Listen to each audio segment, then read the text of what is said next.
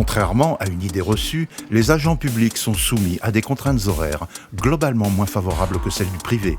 Par exemple, une majorité des agents publics hospitaliers travaillent le week-end et un tiers d'entre eux travaillent de nuit. Compétences et disponibilité. Enquête express dans la région Grand Est. J'ai choisi ce métier surtout pour le relationnel, avec que ce soit les patients, les familles ou même les collègues. C'était pour moi le point principal de faire ce métier. D'être avec des personnes qui sont malades. Psychologiquement, c'est pas toujours facile. Après, on trouve de l'entraide au niveau de l'équipe. Après, des contraintes au niveau des horaires, je dirais aussi travailler les week-ends, les jours fériés. Voilà, c'est du temps qu'on passe moins en famille.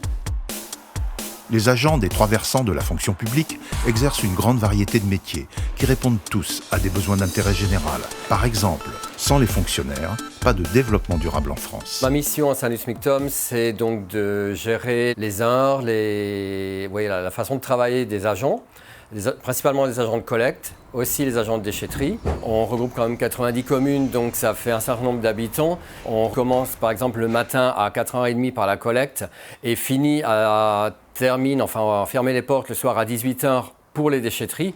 Et donc on répond à leurs besoins pour éliminer les déchets, pour sauver la planète. Je me sens bien dans mon métier et j'ai l'intention d'y finir ma carrière.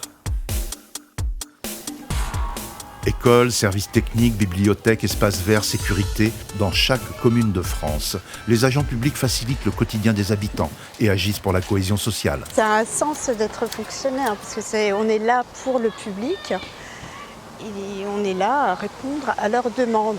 Nous avons l'impression d'être utiles, puisque les gens ils voient ce qu'on fait, on leur apporte une touche de couleur dans leur ville, ce qui est très important pour le moral.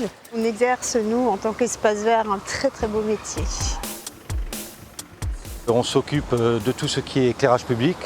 Sur Île-Kirch, on a à peu près 4000 points lumineux d'éclairage public. On s'occupe aussi de 80 bâtiments communaux. On s'occupe aussi de tout ce qui est manifestation.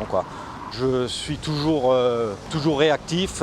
Je fais tout ce qui m'est possible pour qu'on ait une belle ville et en même temps, je sais aussi où il faut faire des économies par rapport à la collectivité.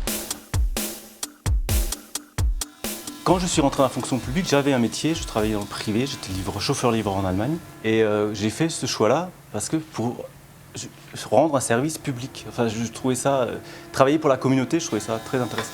Et ce qui fait le charme du métier aussi, de rendre service aux écoles primaires, maternelles, quand on voit les petits-enfants qui sont contents d'avoir leur petit meuble, ou même quand on répare leurs petits jouets, qu'on leur ramène, ils ont la banane.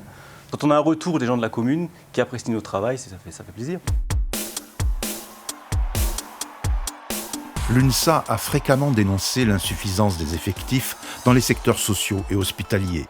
Supprimer des milliers d'emplois publics, comme le prévoit l'actuel gouvernement, c'est accentuer la dégradation des conditions de travail et mal reconnaître le rôle central de ceux qui sont au service des citoyens.